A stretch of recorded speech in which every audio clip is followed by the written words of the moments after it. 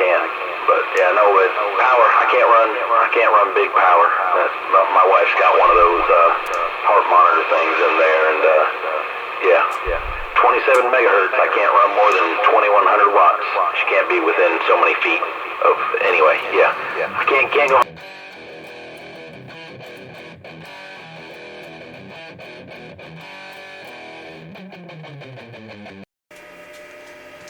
Hey, it's me, Shane, Gemini Garage, and today I got something kind of interesting on the bench here. This is the Stryker. Got to look at the thing. I forget the number. The Stryker SR447 HPC2. I believe the first one, the main difference is it's something different. I don't think it had a built-in SWR meter when you key up, and it had a Roger beep on it, and this one doesn't and has that other feature. So I can't recall exactly what the difference is between the regular HPC and the two, but if you're into these radios, I'm sure you know. So, but anyways, these radios have been around a little while.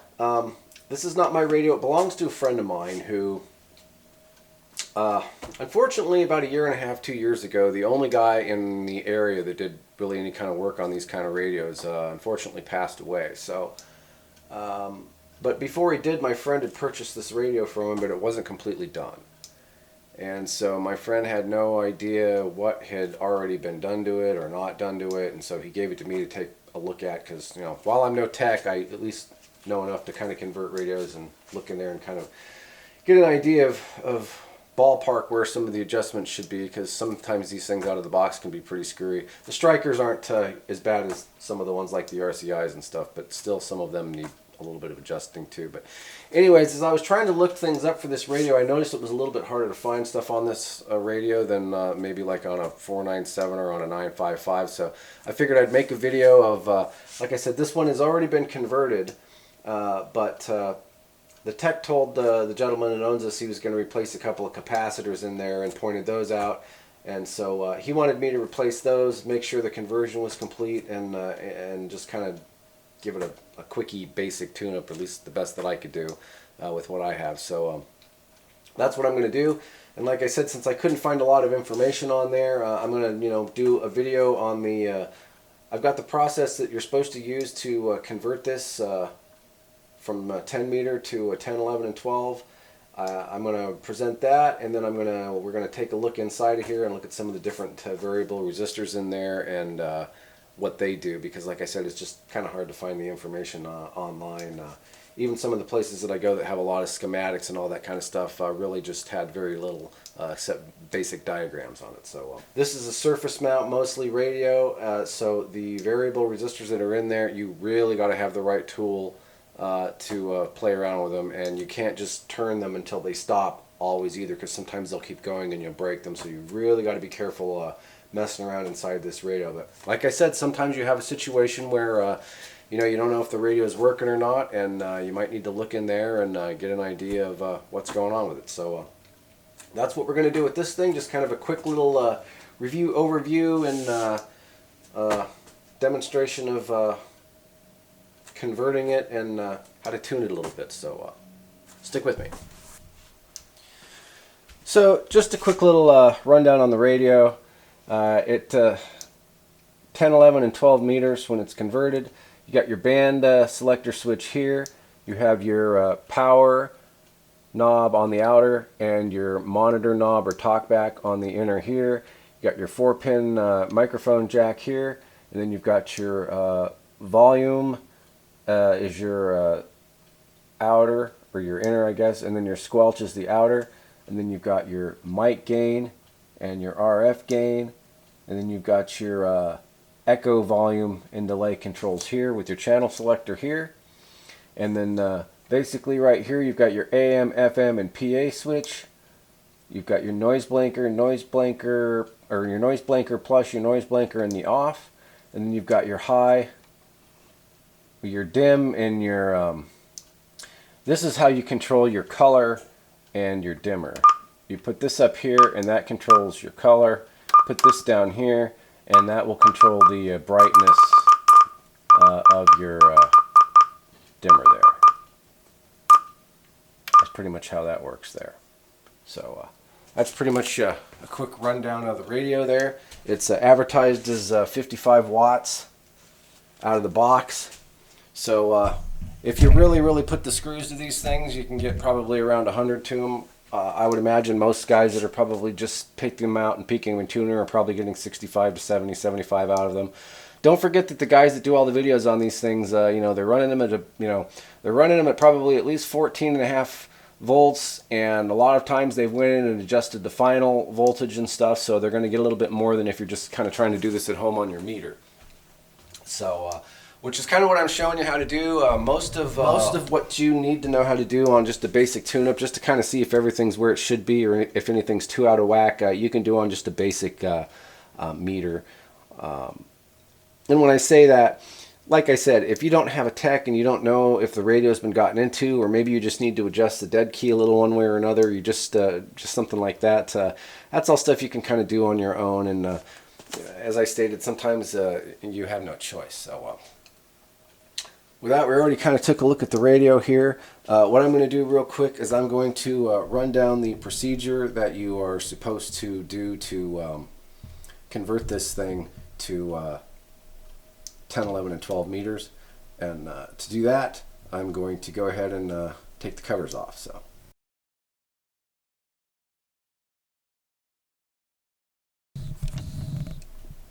Okay, so a little better look at those locations of those resistors you need to remove, 299 and 297.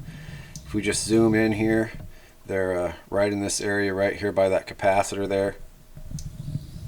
We're just going to zoom in there, and you can see there's a double spot for both of them right there. One right there, and then one right there. And these were just clipped out, as you can still see the solder points right there. But you can clip them out or desolder them if you can find the spot on the back of the board. Take a bright flashlight and shine it on the inside here, right next to them, and that'll show you on the back side of the board where they are. But again, you can just clip them out if you want to.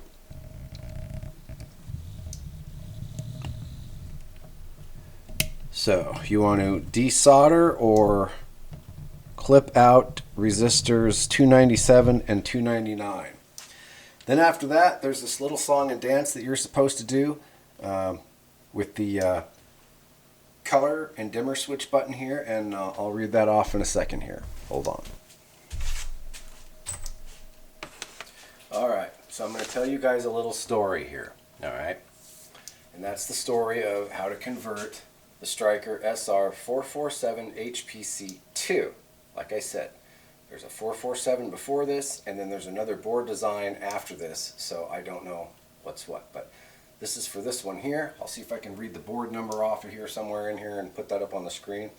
So here's the process as it is written down or described online. Some people say you have to do the song and dance with the color toggle switch over here, and others say you don't. But I'm just going to read you the procedure here as it's written and flash it across the screen as I'm reading it here. Desolder or clip resistors 297 and 299. We already went through that. Then move the LED switch to COL, which is color, which is the top part. Then power the radio on. But during the power on, when the display just shows a character, move the LED switch from color to dim, and then push from dim to color. So what you would do is you would turn this thing off, have it in the color position. Then you would turn it on. Then once you start to see a display there, you switch it down to dim, and then go back up to color again. Then you turn the channel knob to selection RS, because apparently somewhere in this window here you will be shown a character. Then after you choose the RS, you key the microphone. So you let me start from the beginning. We're going to desolder 297, desolder 299, or clip them. Move the LED switch to color. Turn the radio on. As the radio comes on and it's displaying a character, move the switch from color to dim, and then push from dim to color again. Then turn the channel knob to RS, because apparently there'll be something showing you to turn the channel knob to RS. Then after you've turned the channel knob until you see RS character, then you key the microphone once to confirm. The LCD will then display OK, and then you power the radio off and on again. And you should have the Stryker SR447 HPC2, 10, 11, and 12 meters in there.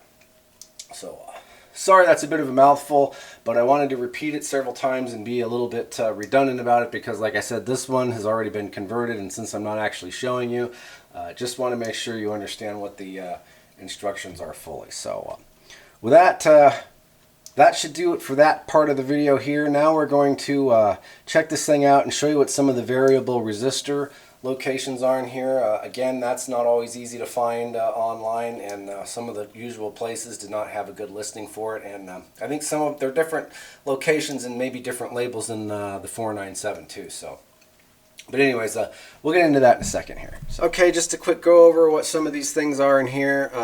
Again, if I didn't mention it or put it somewhere in there, all this stuff up here, you don't want to mess with this unless you know what you're doing or got the right equipment, because this is all your final drivers, your bias, and all that kind of stuff, and you can really screw something up if you start messing with this stuff. These radios are usually pretty clean out of the box to begin with, especially in that area there.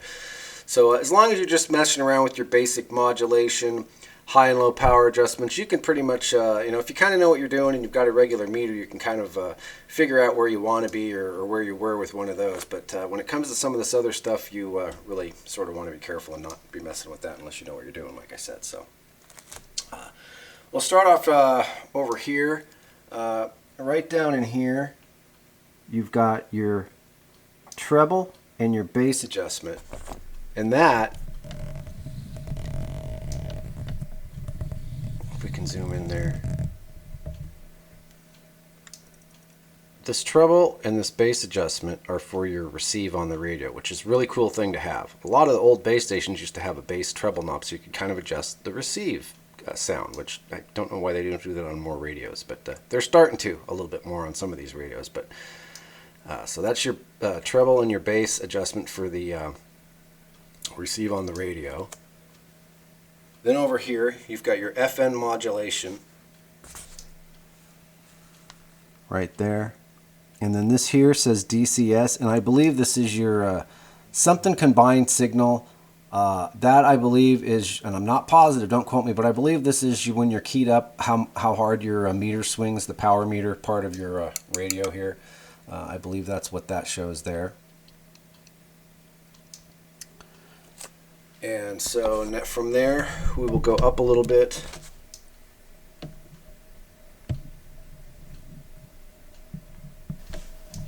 And before I forget, this little guy right here, which is labeled W11 RSSI. That is your incoming signal meter adjustment. Like I said, this one was riding a little high. It was showing about 4, 4 1/4 when all my other radios were showing 3 on this particular day I was looking at them. So I adjusted it down a little bit. But otherwise, everything seems to be working pretty good on it. So just a quick FYI there before we move up to these other ones here. This top one here is your ALC. This one right here is your AM low power. This one right here is your FM power, which is probably FM high power, although it could be maybe an FM overall. And then this one here is your AM high power. And if you don't know your AM high power and your low power, when you have your variable power knob set all the way down to low, this is where you would adjust your dead key there. And when you have your variable power knob turned all the way high, this is where you would adjust your dead key for that. And it comes with around a 2 or 3 watt dead key on low out of the box, and probably around a 12 or 13 watt dead key on high out of the box. And it says it swings, it says 55 watts plus. That's probably about what close what it'll do out of the box. It might do 40, 45, 50. This capacitor right here I replaced because that's the one where the power comes in, and that was one he specifically said he wanted replaced. He remembered that one that he knew he wanted him replaced. And then there's this other one right back here.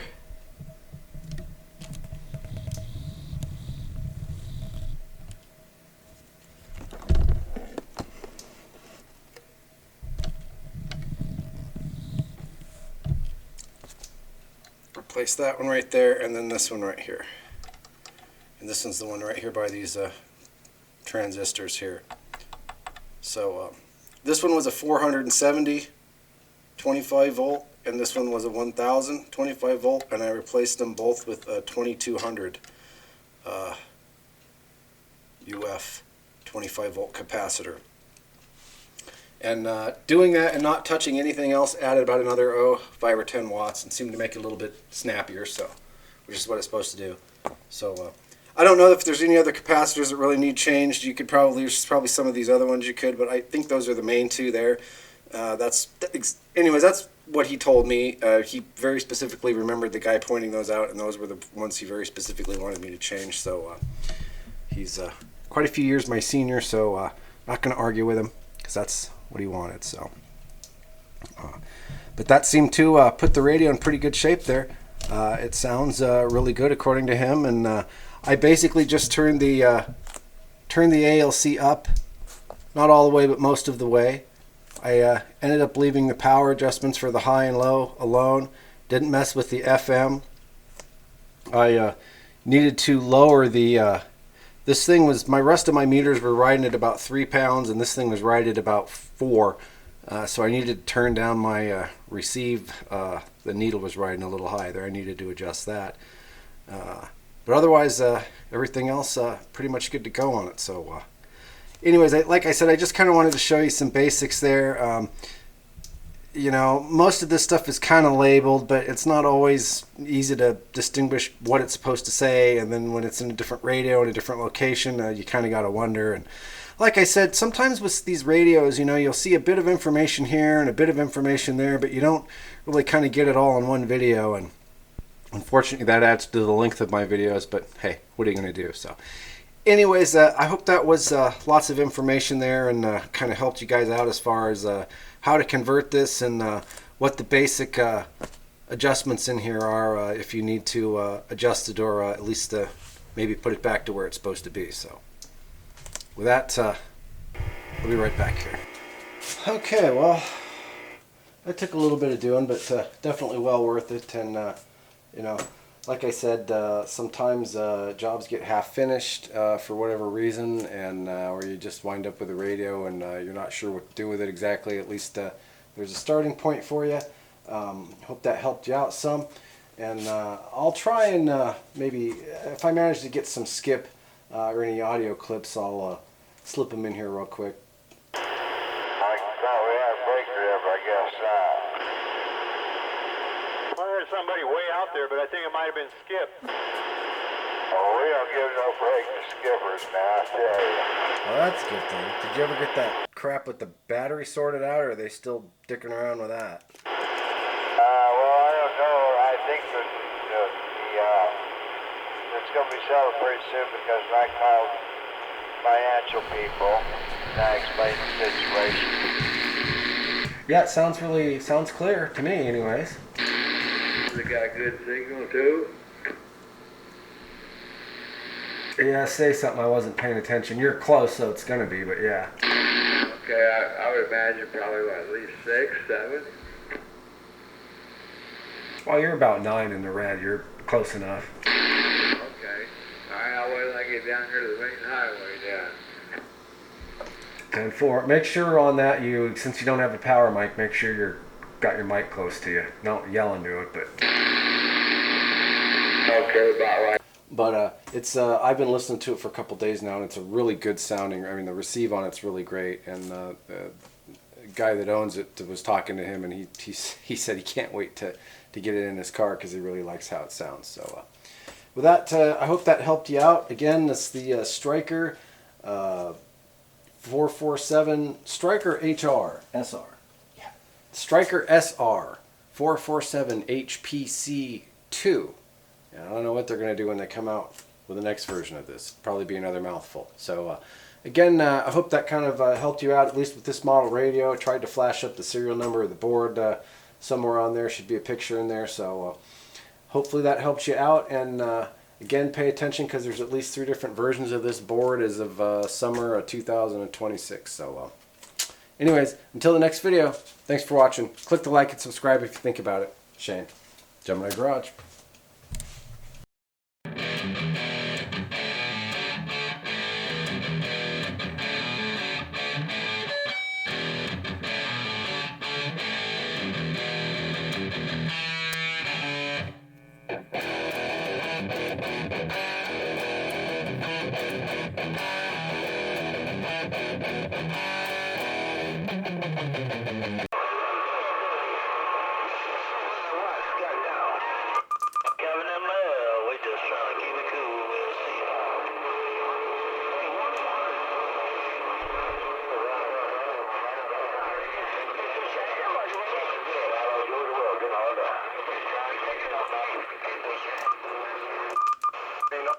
This time, and some nights you don't hear